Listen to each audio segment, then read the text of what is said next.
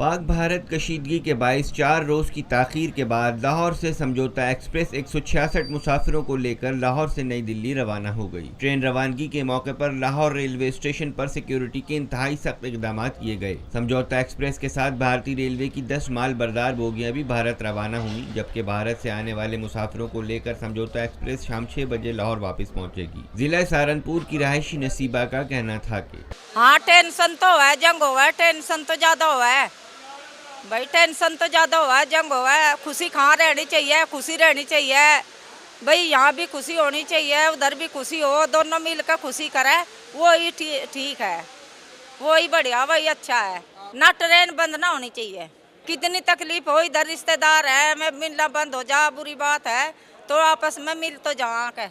जमुना पार के रहायशी एक बुजुर्ग शहरी मोहम्मद आरिफ का कहना था कि अब 12 तारीख को आए थे, अभी हमें रहना था यहाँ, लेकिन ये कि बंद होने से हमारे बच्चों को उधर फिक्र लग गया कि पता नहीं कब तक के लिए रुक गई, कब जंग होगी, क्या होगा क्या नहीं होगा, वो डरने लगे थे।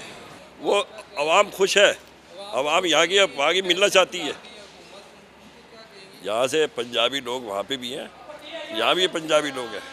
इकबाल टाउन लाहौर की रहायशी महानूर का कहना था अब जा रही है तो बहुत ज़्यादा खुशी हो रही है। वैसे हमें अभी तक यकीन नहीं था, हमने यही सोचा हुआ था सुबह जाएंगे टिकटें लेंगे। अभी हमने टिकटें खरीदी हैं, 2 दफ़ा हमने टिकटें कैंसिल करवाई हैं इसी वजह से कि इतनी ज़्यादा मुल्क के हालात ख़राब होते जा रहे थे।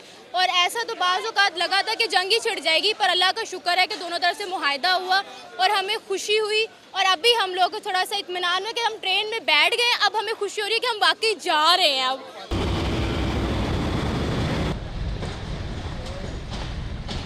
पाकिस्तान में पहली मर्तबा हालात हाजरा के मुख्तसर मगर जामे प्रोग्राम्स, खबरों, तबसरों के अलावा दीगर समाजी, तिजारती, सकाफती, तफरीही, मालूमाती, मजहबी, तालीमी, सेहत और बच्चों के प्रोग्राम्स सिर्फ TNN TV पर।